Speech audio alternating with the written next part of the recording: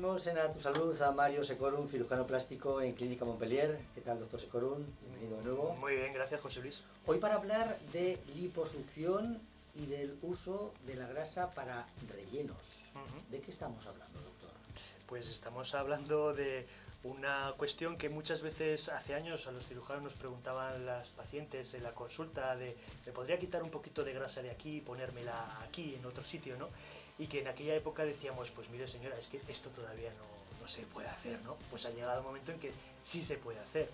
Aspiramos grasa de una zona determinada con la técnica que llamamos de liposucción, eliminamos esa grasa y lo que antes hacíamos, que esa grasa pues la desechábamos, ahora no, esa grasa la podemos tratar y reinyectarla en otras zonas del cuerpo. ¿Cuánto dura una intervención de liposucción? Pues mira, por término medio, vamos a poner por ejemplo una liposucción de abdomen o de cartucheras, de muslos, pues una hora, hora y media aproximadamente. ¿Qué tipo de anestesia? Depende.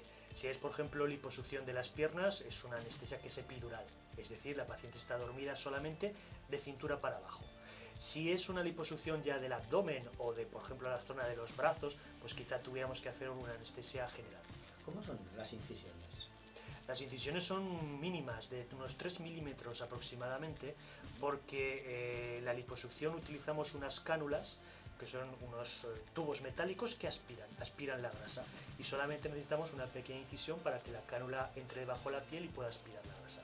¿Y el posoperatorio?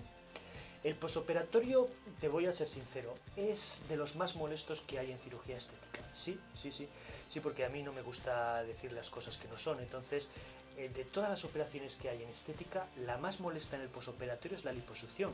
La gente cree que es lo contrario.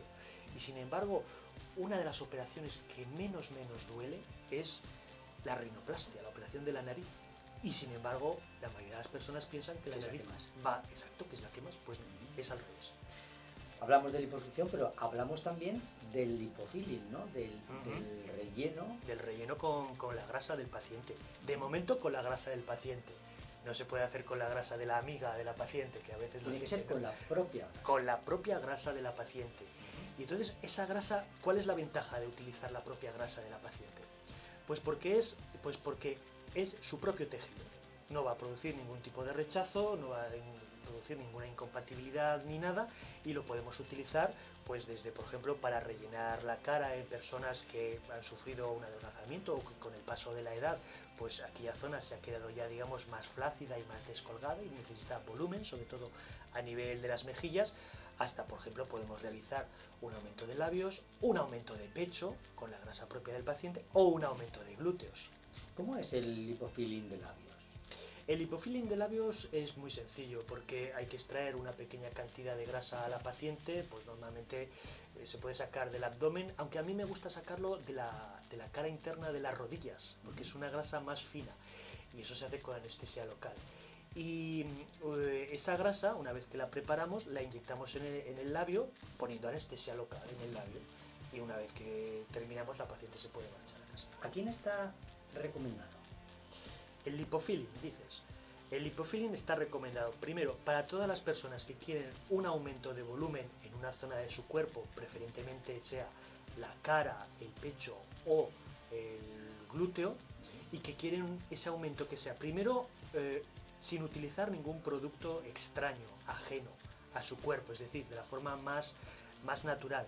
Y segundo, que sea duradero, porque la duración de la grasa va a ser, una vez inyectada en la zona receptora, pues igual que en otras zonas del cuerpo.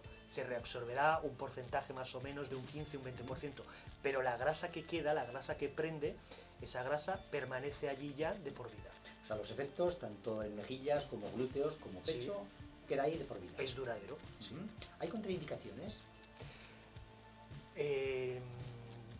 Bueno, sí, hay una muy importante, José Luis, es que aquellas pacientes que no tienen grasa, pues no podemos realizar esta técnica. A veces viene alguien y dice, pues yo quiero realizarme pues unos pómulos o un aumento de glúteos, pero claro, la primera pregunta es, ¿tienes grasa? Porque a veces estas personas, claro, están delgadas de los glúteos, están delgadas de la cara, pero también de las zonas donantes, como podría ser el abdomen, ¿no? Entonces, pues allí, si no tenemos grasa, tampoco podemos hacer la técnica.